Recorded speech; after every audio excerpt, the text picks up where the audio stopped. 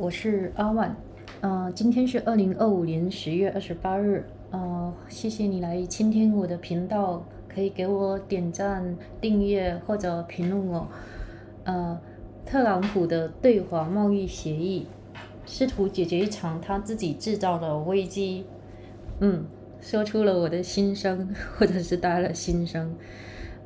特朗普官员称赞一项潜在协议的进展，该协议就是可能要求中国采购美国大豆，暂停实施新的稀土矿产许可制度，而美国会暂停取消部分对华关税。那特朗普总统本周与中国国家主席习近平会面时，就是达成共识，而且有待观察。那美国官员提及的上市措施以及其他举措，就是似乎在很大程度会将两国的经贸关系恢复到今年早些时候的状态，就是在特朗普开启最新一轮对华贸易战之前的战面。那美中两国此前就是多次展现出升级贸易的紧张局势，损害跨太平洋企业利益的意愿，之后又取消相关措施，达成休战，但这些休战很快就会破裂，让人对新协议的持久性产生疑问。美国财政部长贝森特周日在 ABC 新闻节目中表示说，上周马来西亚的一个会晤，中美谈判代表已就两国领导人在周四在韩国会晤时讨论的议题达成实质性框架。原本定于11月1号实施的美国对华出口商品关税提高100%的计划已被取消。那中国同意将稀土许可制度暂缓1年，期间会重新评估该制度。那贝森特还表示说，中国同意协助美国阻止制造非法芬太尼所需的化学原料的流通，并向美国农民大量采购农产品。美国农业部长布鲁克·罗林斯在社交媒体上称赞拟议中的大豆采购计划是大新闻。他还说，中国承诺大量采购美国大豆将使市场恢复平衡，并为美国生产者确保未来数年的繁荣。但批评人士指出，特朗普政府似乎是在为自己制造的危机邀功。今年4月，特朗普对中国商品加征关税后，中国采取了反制措施，对美国的大豆加征关税，然后停止采购。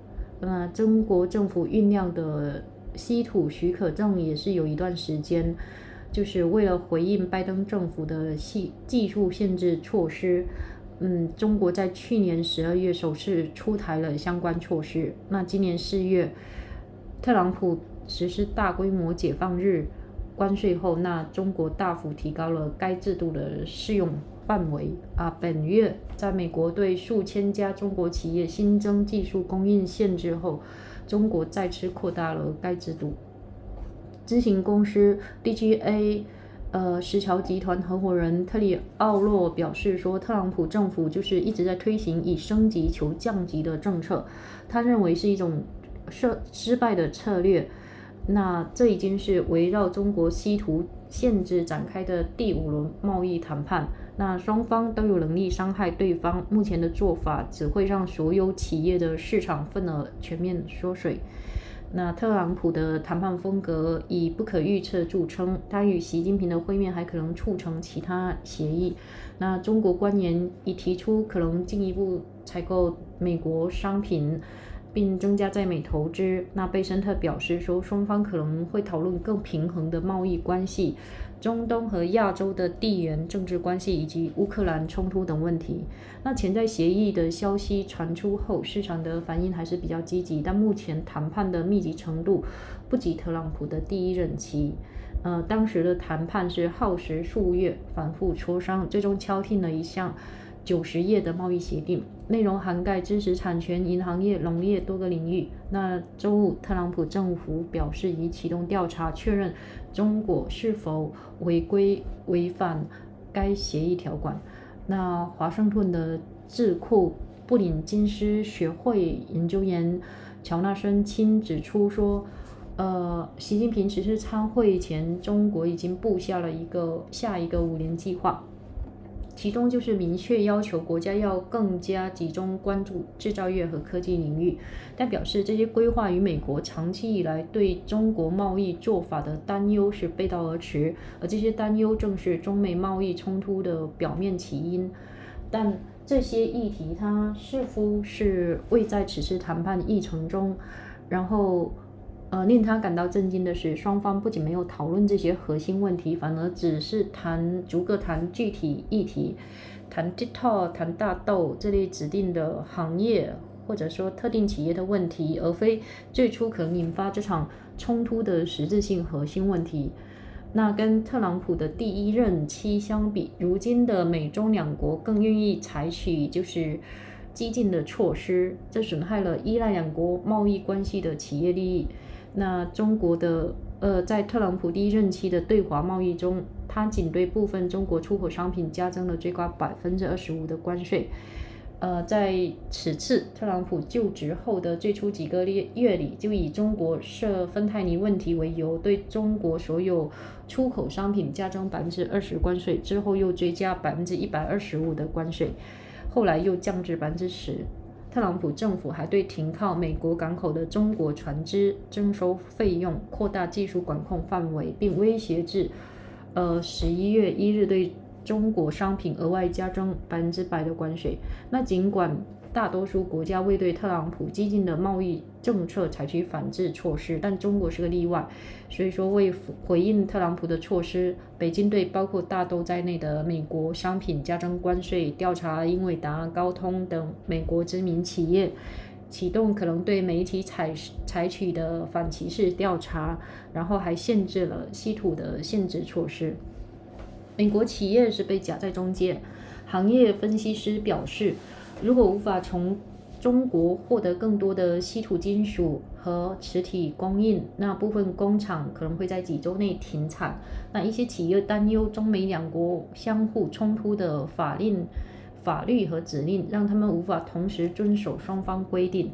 乔治城大学的教授、亚洲集团高级顾问麦艾文表示说，中国官员认为自己比在特朗普第一任期时更了解这位总统，也知道更有效地采取反制措施。他指出，美中两国都有意愿对彼此采取激进措施，这导致局势本质上不稳定，可能会破坏休战。双方都带着自信对待这段关系，都认为对方比己方更需要这段关系，都认为自己占据优势。这种局面就是非常非常危险。我很赞同最后这一句话，因为前天就是在周日的时候，川普你抵达马来西亚的时候，美国的2架战机就是在中南海掉下来了，所幸没有人员伤亡，但是中方是第一时间召开了发布会，就是试图又引起民意的煽动，就是煽动这种民族主义，就说美国又来耀武扬威了然后谴责这种行动，然后同时又说我们也会就是给予一切的提供和帮助。那目前就是这2架飞机它为什么掉，还在调查过程中，但可能就是看到其他新闻报道，就是会担忧说这2架飞机的掉，它里面有某一个什么东西，就是用到了中国的一个什么材料，所以说后续看，但是希望说不要有战火的进一步升级吧，还是那句话，和平为主吧。你经济差点就差点吧，大家过得差一点就差一点，但是战争是一件很可怕的事情。那其次的话，我们的新闻在反反复复提到特朗普的关税政策、贸易协定，但其实来来去去都是那些事情。特朗普挑起了事端，那中国没办法像其他小国或者其他经济体那样，就是说就是不吭声或者就照单全收，中国没办法做到这一点的，所以这也是中国只能就是说特朗普做个什么他就反制，那最终大家又回到了战前水平。所以特朗普到底有多少的证据很难说，而且特朗普现在在他的一个国内的话，就是公务员就是还是属于那种那个叫什么，政府是一个关门的状态，但是他对自己的白宫就是东翼还是西翼的部分就是进行了拆建和改造，试图建造成皇宫。所以说特朗普他到底在干啥？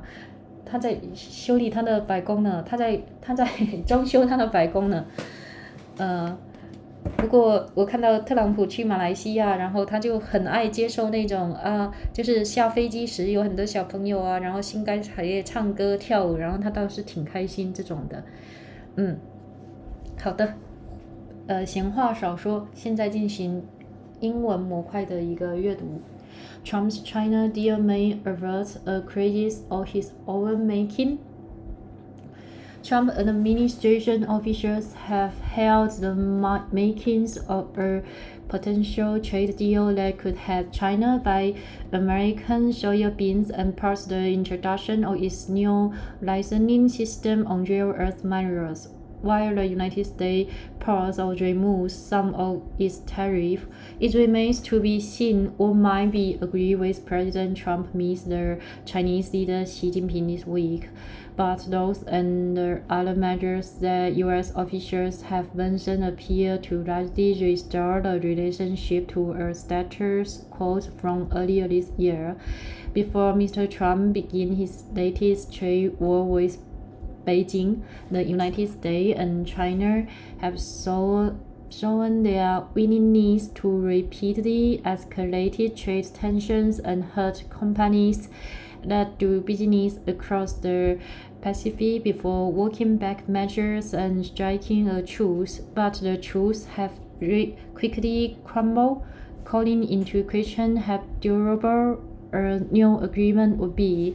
Speaking on ABC News on Sunday, Scott Bessent, and the Treasury Secretary said American and Chinese negotiators who met in Malaysia over the weekend had reached a substantial framework for the two leaders to discuss when they meet in South Korea on Thursday.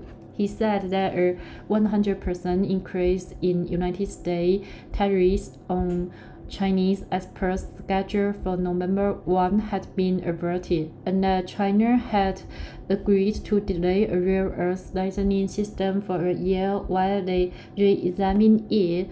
The Chinese also agreed to help the United States store the flow of chemical ingredients used to make illicit fentanyl and make substantial agricultural purchases for U.S. farmers, Mr. Bessent said. On social media, Brooke Rollins, the Secretary of Agriculture, praised the planned soybean purchase as big news. She added, China's commitment to make substantial purchase of U.S. soybean brings the market back into balance and secure years of property for American producers. But critics said the Trump administration appeared to be claiming credit for solving a crisis of its own making. Chinese stopped its soybean purchase earlier this year after it put a tariff on American soybeans in retaliation for the tariff Mr. Trump had placed on Chinese products in April.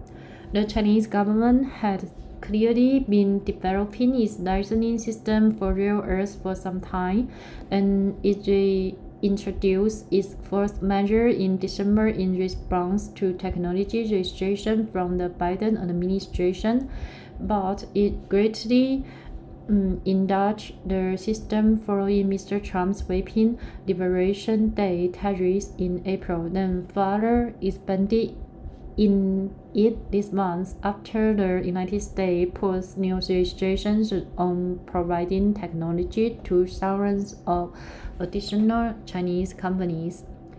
Paul Ciolo, a partner at DGA Albright, Stonebridge Group, a consultancy, said the Trump administration had been pursuing a policy of escalating to de-escalate, which he called a losing strategy. He pointed out that this was the fifth meeting of trade talks that had been dominated by China's curve on rare earths.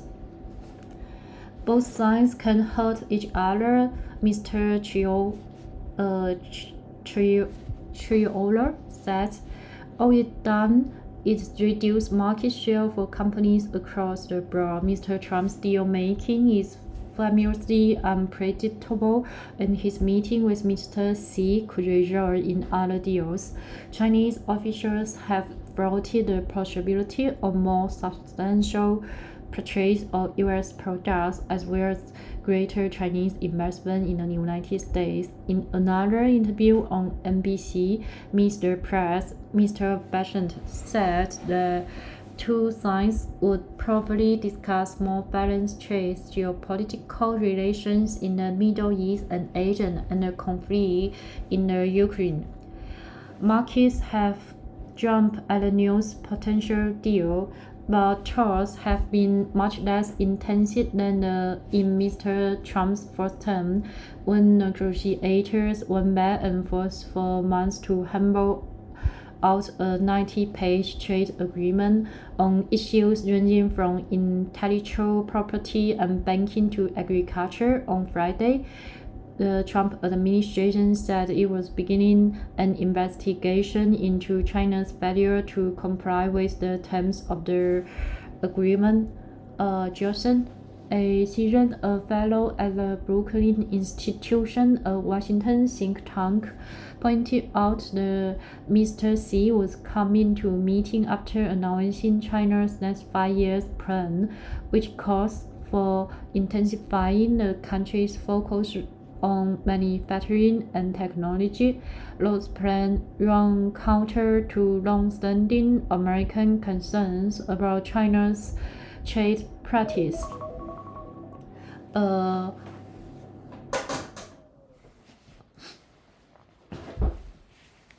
Which ostensibly started their trade class, he said, but those topics appear absent from their agenda. It's really striking to me that not only are they not even discussing it, we are discussing one issue at a time, Mr. Chin said.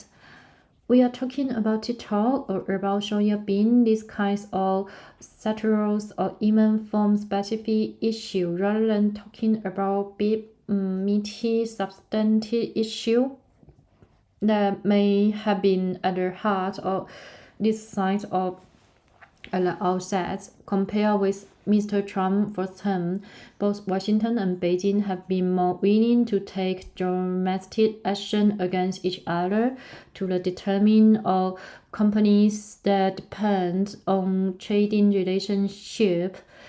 In Mr. Trump's first term trade war with China, he imposed tariffs of up to 25% on just a portion of China's exports. This time, in his first months in office, Mr. Trump put a 20% tariff on all Chinese exports in return for the country's role in channeling fentanyl to the United States. He added another 25% tariff that he later dropped to 10%. The administration has also placed fees on Chinese ships that dock in American harbor, expanded its technology controls, and threatened an additional 100% tariff on Chinese goods as November 1. While most foreign governments have not retaliated against Mr. Trump's aggressive trade policy, China has been an exception. Beijing responded to Mr. Trump's measure with its own tariff on U.S. exports, including soybeans. It also announced investigation into prominent companies based in the United States, like NVIDIA and Qualcomm. and an anti-discrimination prompt that could result in actions against American firms in addition to the real earth curves. American companies have been caught in the middle. Industry analysts say some factories are weeks away from stopping production if they do not receive more shipments of Chinese rare earth metals and magnets. And some firms worry that conflicts, laws, and directives from Beijing and Washington prevent them from complying with both. Even Mandarios, a professor at Georgetown University and a senior advisor at the Asian Group, said Chinese officials believe that they understood Mr. Trump better than in the first administration and knew how to retaliate more effectively. The willingness of both United States and China to take aggressive actions against each other would result in an inherently unstable situation and could undermine the truth, he said. Both sides are approaching the relationship with confidence. Both sides believe that the other needs them more than they do. And ultimately, both sides believe that they have an upper hand. Mr. Maduro said it was, he said, a very, very dangerous place to be. Thanks for listening. Hoping your life fully with happiness and joy. And please subscribe me and thank you.